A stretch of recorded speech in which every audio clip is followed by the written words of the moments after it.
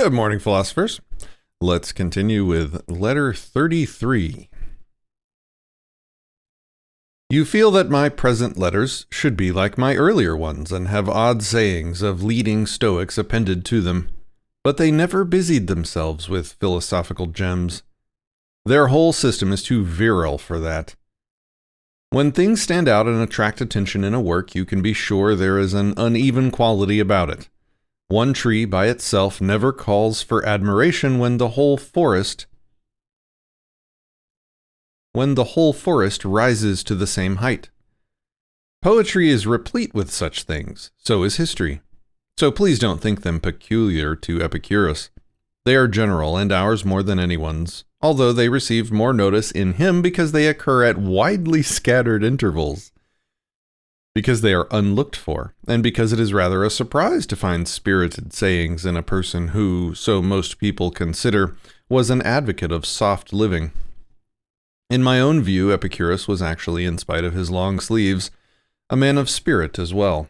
Courage, energy, and a warlike spirit are as commonly given to Persians as to people with a style of dress more suited to action. So there's no call for you to press for stock excerpts, seeing that the sort of thing which in the case of other thinkers is excerpted is in our case continuous writing. That's why we don't go in for that business of window dressing. We don't mislead the customer, so that when he enters the shop he finds nothing in stock apart from the things on display in the window. We allow him to pick up samples from wherever he likes. And suppose we did want to separate out individual aphorisms from the mass, whom should we attribute them to? Zeno? Cleanthes? Chrysippus? Peneatius? Posidonius? I'm getting better at this. A little. We Stoics are no monarch's subjects. Each asserts his own freedom. We Stoics are no monarch's subjects? Each asserts his own freedom? I believe you committed suicide when ordered to. Seneca. Among Epicureans, whatever Hermarchus or Metrodorus says is credited to one man alone. Everything ever said by any member of that fraternity was uttered under the authority and auspices of one person.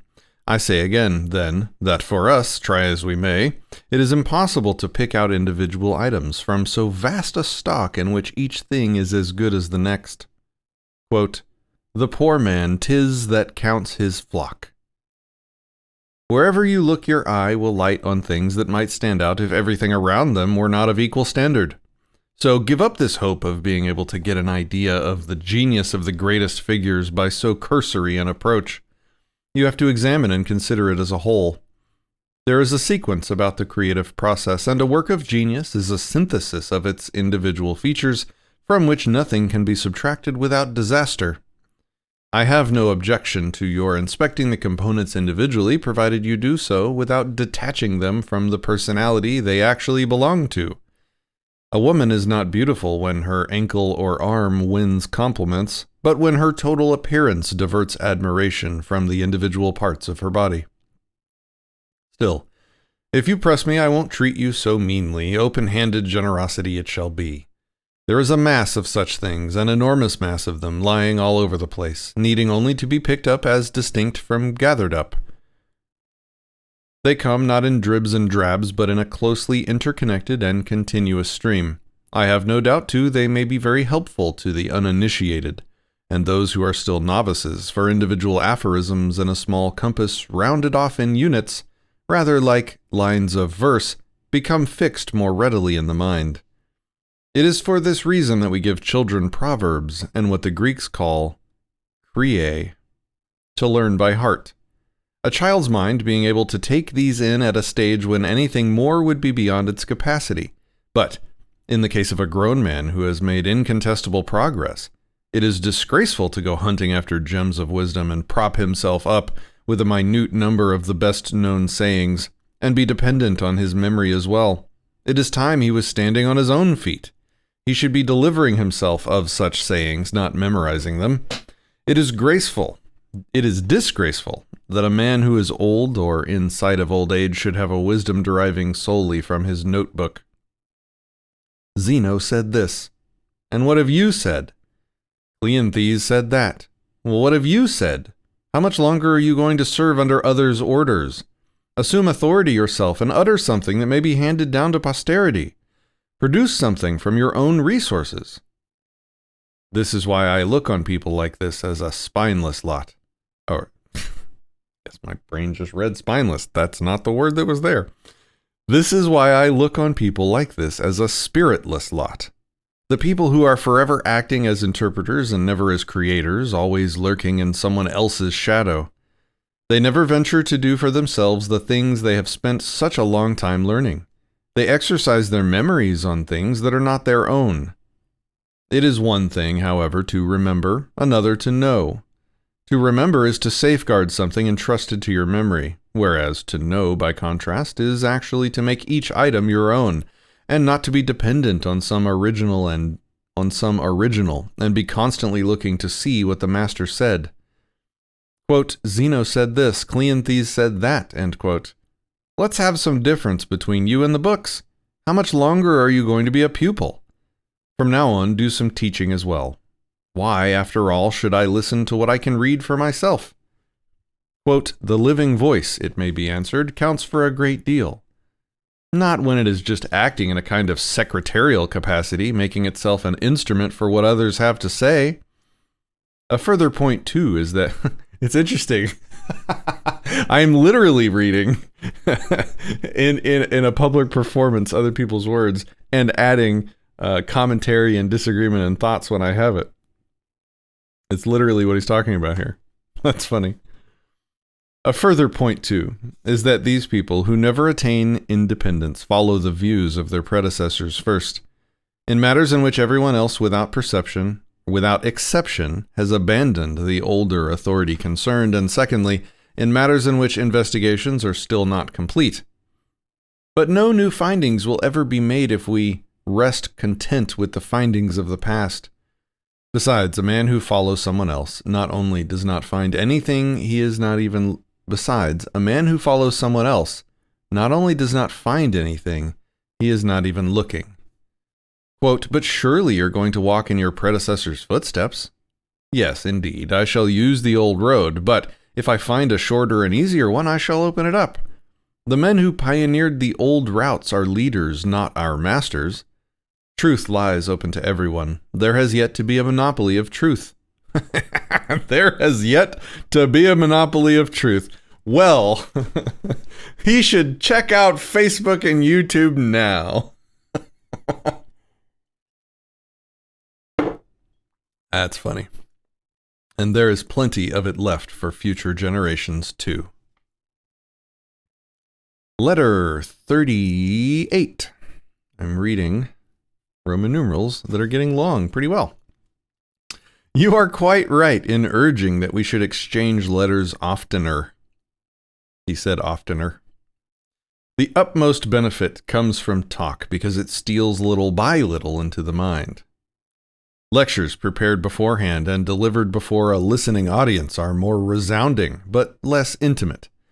Philosophy is good advice, but no one gives advice at the top of his voice. Such harangues, if I may call them that, may need to be harangue. Okay, we're looking this one up. Word lookup break. Harangues.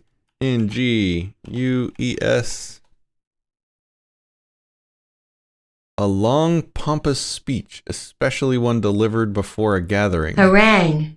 Harangue. Oh, harangue. I didn't know that was how you spelled that. Harangue. Such harangues, if I may call them that, may need to be resorted to now and then where a person in a state of indecision is needing a push. But when the object is not to make him want to learn, but to get him learning, one must have recourse to these lower tones, which enter the mind more easily and stick in it. What is required is not a lot of words, but effectual ones. Words need to be sown like seed. No matter how tiny a seed may be, when it lands in the right sort of ground, it unfolds its strength, and from being And from being minute? Okay. And from being minute expands and grows to a massive size. Reason does the same. To the outward eye, its dimensions may be insignificant, but with activity it starts developing.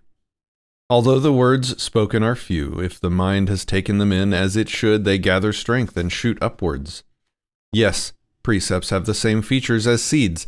They are of compact dimensions, and they produce impressive results, given, as I say, the right sort of mind to grasp it and assimilate them. The mind will then respond by being, in its turn, creative, and will produce a yield exceeding what was put into it. This is things like taxation is theft. Very short but powerful paradigm, worldview changing phrase that can take root. Letter XL? Letter XL? Isn't that backwards? Shouldn't it be LX? X is 10, L is 50. Shouldn't that be LX for 60? XL. I don't know. I don't care. Whatever. I'm going to call it letter 60. Thank you for writing so often. By doing so, you give me a glimpse of yourself in the only way you can. I never get a letter from you without instantly feeling we're together. If pictures of absent friends are a source of pleasure to us, refreshing the memory and relieving the sense of void with a solace, however insubstantial and unreal, how much more so are letters, which carry marks and signs of the absent friend that are real. For the handwriting of a friend affords us what is so delightful about seeing him again, the sense of recognition. You say in your letter that you went and heard the philosopher Serapio when his ship put in where you are. His words, you say, tend to be tumbled out at a tremendous pace, pounded and driven along rather than poured out, for they come in a volume no one voice could cope with. I do not approve of this in a philosopher whose delivery, like his life, should be well ordered. Nothing can be well regulated if it is done in breakneck hurry. That is why in Homer, the impetuous type of eloquence, which he compares to snow that keeps on coming down without a break, is given to the orator, while from the old man there comes a gentle eloquence that, quote, flowed sweeter than honey. You should take the view, then, that this copious and impetuous energy in a speaker is better suited to a hawker than to someone who deals with a subject of serious importance and is also a teacher. Yet I am just as much against his words coming in a trickle as in a stream. He should not keep people's ears on the stretch any more than he should swamp them, for the other extreme of thinness and poverty means less attentiveness on the part of the listener, as he becomes tired of this slowness with all its interruptions. Nonetheless, what is waited for does sink in more readily than what goes flying past. One speaks in any event of instruction as being handed on to those being taught, and something that escapes them is hardly being handed on. Language, moreover, which devotes its attention to truth, ought to be plain and unadorned. This popular style has nothing to do with truth. Its object is to sway a mass audience, to carry away unpracticed ears by the force of its onslaught. It never submits itself to detailed discussion, is just wafted away. Besides, how can a thing possibly govern others when it cannot be governed itself? And apart from all this, surely language which is directed to the healing of men's minds needs to penetrate into one. Medicines do no good unless they stop some length of time in one. There is, moreover, a great deal of futility and emptiness about this style of speaking, which has more noise about it than effectiveness. There are my terrors to be quieted, incitements to be quelled, illusions to be dispelled, extravagance to be checked, greed to be reprimanded. Which of these things can be done in a hurry? What doctor can heal patients merely in passing? One might add, too, that there is not even any pleasure to be found in such a noisy, promiscuous torrent of words. Just as with a lot of things that one would never believe possible, one finds it quite enough to have seen them once proved possible. So with these performers with words, To have heard them once is more than enough. What is there in them, after all, that anyone could want to learn or imitate? What view is one likely to take of the state of a person's mind when his speech is wild and incoherent and knows no restraint? This rapidity of utterance recalls a person running down a slope and unable to stop where he meant to, being carried on instead a lot farther than he intended at the mercy of his body's momentum. It is out of control and unbecoming to philosophy, which should be placing her words, not throwing them around, and moving forward step by step. Quote, but surely she can move on to a higher plane now and then as well. Certainly, but it must be without prejudice to her dignity of character, and this vehement, excessive energy strips her of that. Power she should have, great power, but it should be controlled. She should be a never-failing stream, not a spate. Even in an advocate, I should be loath to allow such uncontrollable speech and delivery, all in an unruly rush. How could a judge who is not uncommonly too inexperienced and unqualified be expected to keep up with it? Even on the occasions when an advocate is carried away by an ungovernable passion or a desire to display his powers, he should not increase his pace and pile on the words beyond the capacity of the ear. You will be doing the right thing, therefore, if you do not go to listen to people who are more concerned about the quantity than the quality of what they say, and choose yourself, if you have to speak in the manner of Publius Vinicius. When Acelius was asked how Vinicius spoke, he described it as being at a slow pace. Geminus Varius, in fact, remarked, quote, how you can call the man eloquent, I simply don't know. He can't string 3 words together. Is there any reason why of the two you should not choose Vinicius's style? You can expect to be interrupted by persons with as little taste as the one who, when Vinicius was jerking the words out one by one, as if he were dictating rather than speaking, exclaimed, I call on the speaker to speak. Hold on.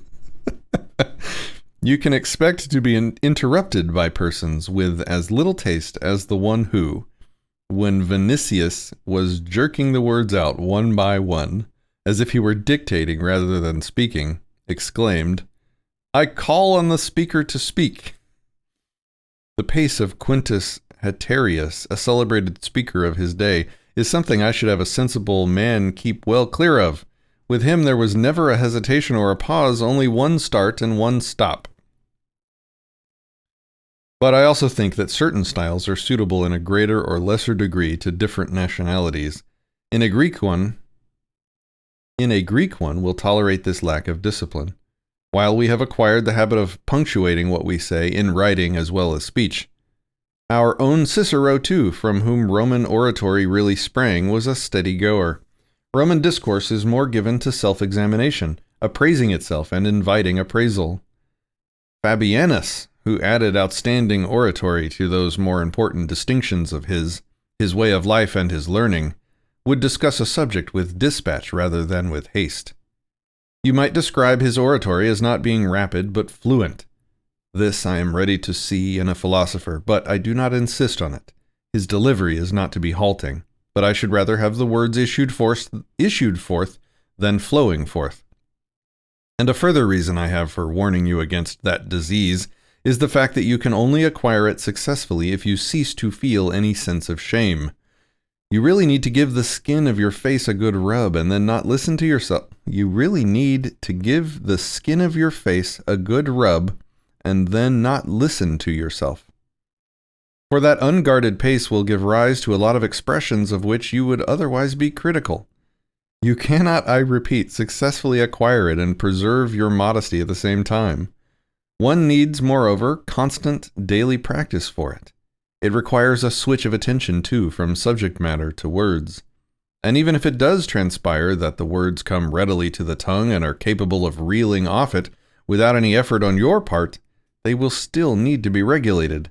A way of speaking which is restrained, not bold, suits a wise man in the same way as an unassuming sort of walk does. The upshot, then, of what I have to say is this. I'm telling you to be a slow-speaking person. Okay. was an entire letter about talking too fast. Whew. Oh, I had something I wanted to think about today and I forgot it. Where's my book? Hold on.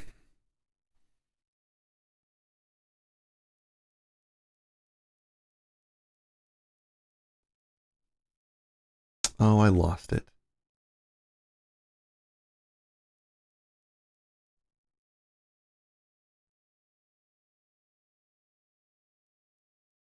I'm going to sit here until I think of it.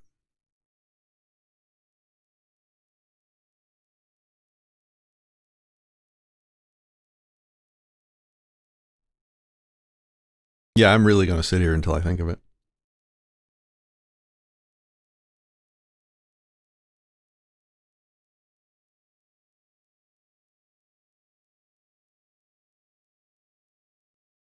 This coffee's good.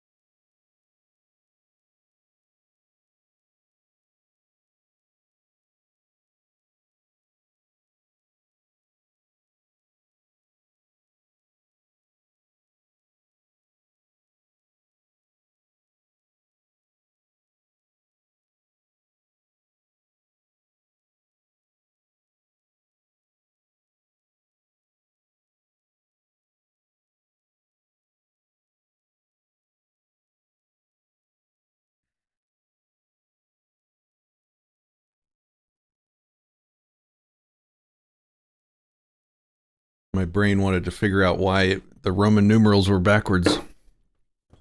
And I got distracted. I usually write down my thought of the day, but I didn't today.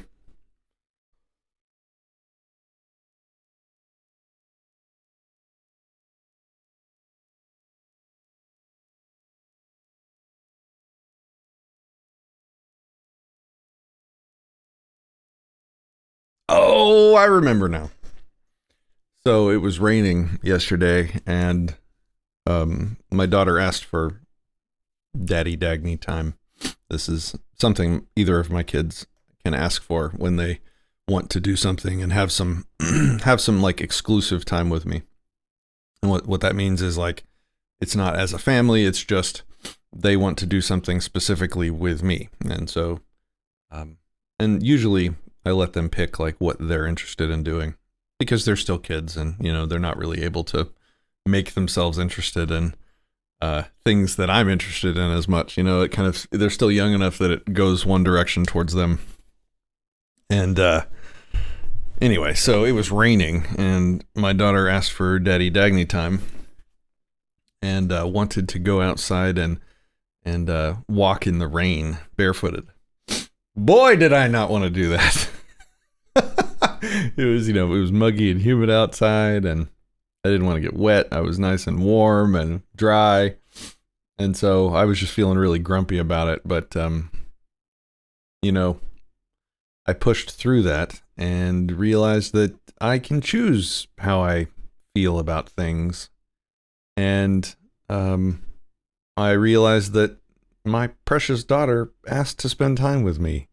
Who cares if I have to get wet and go out in the humidity to make that happen? And so I just sort of took control of my emotions and brain and decided to find a way to make it fun, or at least, be happy about the time spent.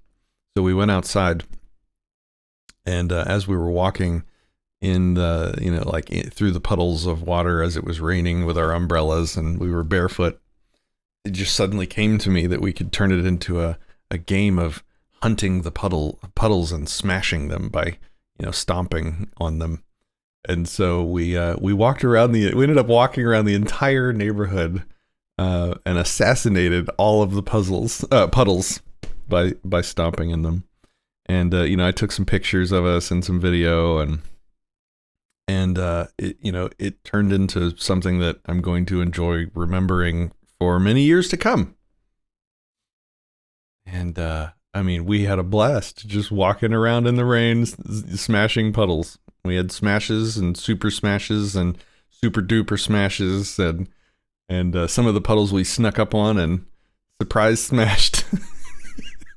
Anyway, that wouldn't have happened if I had chosen to be grumpy about it and tell her I wanted to do something else. But because I chose to change my thinking, I now have a precious memory that I'll have with me for the rest of my life, and my relationship with my daughter is stronger.